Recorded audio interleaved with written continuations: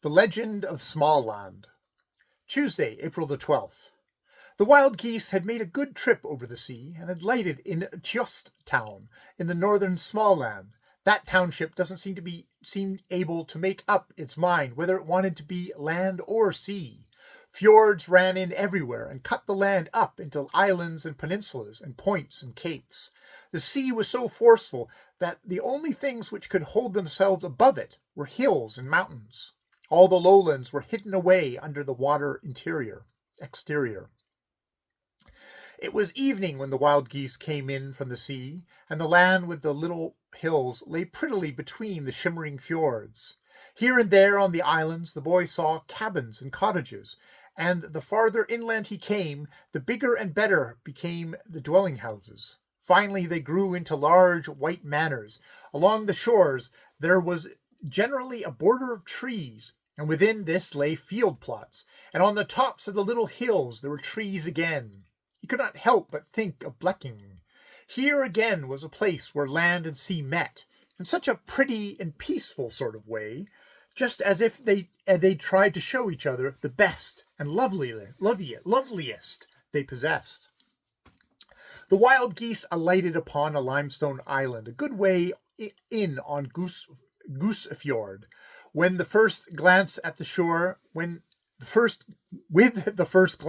shore, they observed that spring had made rapid strides while they had been away on the islands.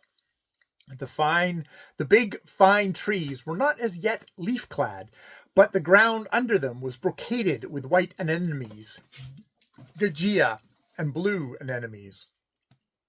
When the wild geese saw the flower carpet, they feared that they had lingered too long in the southern part of the country. Akka said instantly that there was no time in which to hunt up any of the stopping places in Smlnd. By the next morning they must travel northward over Ldgnd. The boy should then see nothing of Smlnd, and this grieved him. He had heard more about Smlnd than he had heard about any other province, and he had longed to see it with his own eyes. The summer before, when he had served as a goose boy with a farmer in the neighborhood of Ldgnd, he had met a pair of Smlnd children almost every day who also tended geese.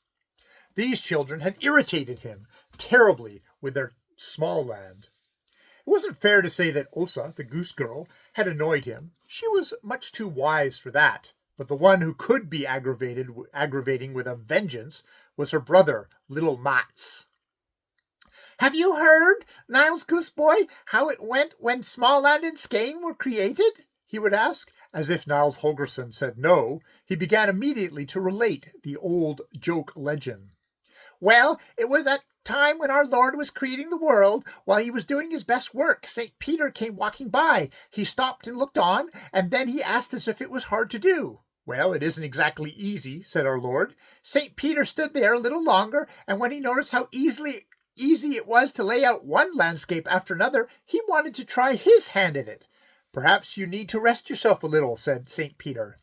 I could attend to the work in the meantime for you, but this our Lord did not wish. I do not know if you are so much at home with this art that I can trust you to take hold of it where I leave off, he answered. Then the St. Peter was angry and said that he believed he should create just as fine countries as our Lord himself. It happened that our Lord was just then creating Smlnd. It wasn't even half ready, but it looked as though it would be an indescribably pretty and fertile land. It was difficult for our Lord to say no to St. Peter, and aside from this, he thought very likely that a thing so well begun no one could spoil. Therefore he said, if you like, we will prove which one of us two understands this sort of work the better. You, who are only a novice, shall go on with this which I have begun, and I will create a new land. To this St. Peter agreed at once, and so they went to work, each one in his place.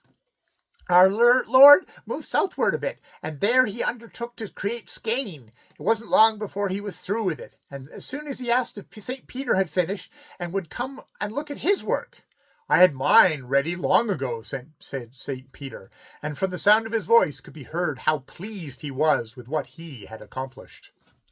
When St. Peter saw Skane, he had to acknowledge that there was nothing but good to be said of that land. It was a fertile land and easy to cultivate, with wide plains wherever one looked, and hardly a sign of hills. It was evident that our Lord had really contemplated making it as such that people should feel at home there. "Yes, this is a good country," said St. Peter's, "but I think that mine is better." "Then we'll take a look at it," said our Lord. The land was already finished in the north and east when St. Peter began to work on it, but the southern and western parts and the whole interior he had created all by himself. Now when our Lord came up there, where St. Peter had been at work, he was so horrified that he stopped short and exclaimed, "What on earth have you been doing with this land, St. Peter?" St. Peter, too, stood and looked around, perfectly astonished. He had had the idea that nothing could be so good for a land as a great deal of warmth. Therefore he had gathered together an enormous mass of stones and mountains and erected a highland, and this he had done so that it should be nearer the sun, and receive much help from the sun's heat. Over the stone heaps he had spread a thin layer of soil, and then he had thought that everything was well arranged. But while he was down in Skane, a couple of heavy showers had come up, and more was not needed to show that what his work had mounted to. When our Lord came to inspect the land, all the soil had been washed away, and the naked mountain foundation shone forth all over. Where it was about the best lay clay and heavy gravel over the rocks, but it looked so poor that it was easy to understand that hardly anything except spruce and juniper and moss and heather could grow there.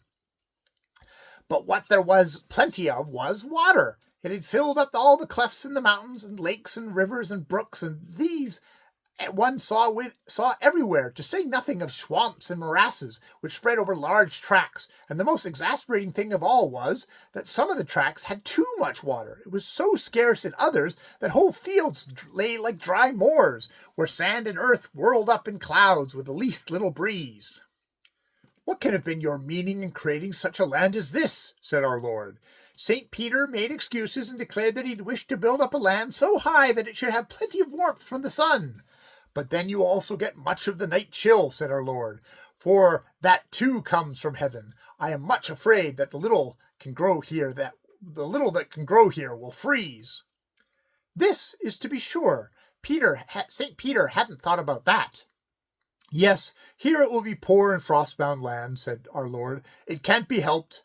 When little Mats had gotten this far in his story, Osa, the goose girl, protested.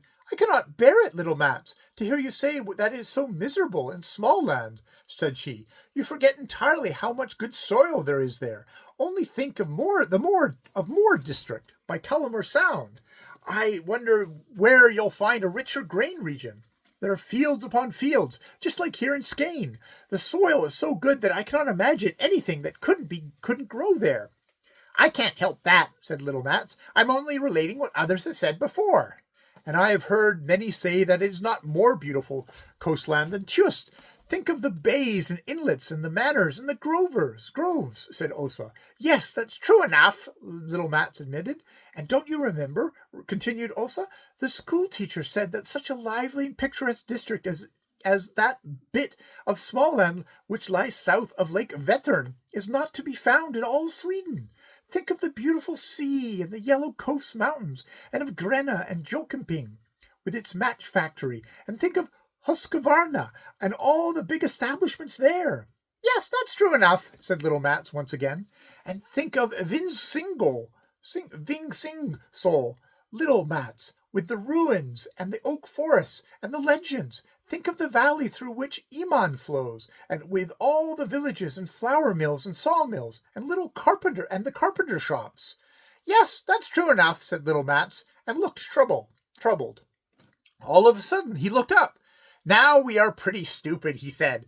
"All this, of course, lies in our Lord's Smlnd, in that part of the land which was already finished when St. Peter undertook the job. It's only natural that it should be pretty and fine there, but in St. Peter's Smlnd it looks as it says in the legend. And it wasn't surprising that our Lord was distressed when he saw it," continued little Mats, as he took up the thread of his story again.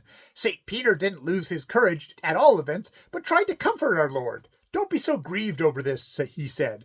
'Only wait till I have created people who can till the swamps and break up fields from the stone hills.' That was the end of our Lord's patience, and he said, "No, you can go down to Skane and make the Skaning, but the Smlnder I will create myself." And so our Lord created the Smlander, and made him quick-witted and contented, and happy and thrifty and enterprising and capable, that he might be able to get his livelihood in his poor country. Then little Mats was silent, and if Niall Holgersen had also kept still, all would have gone well, but he couldn't possibly refrain from asking how St. Peter's had succeeded in creating the Skaning. "Well, what do you think yourself?" said little Mats, and looked so scornfully at that Niles Holgersen threw himself upon him to thrash him. But Mats was only a little taught, and Osa, the goose girl, who was a year older than he, ran forward instantly to help him.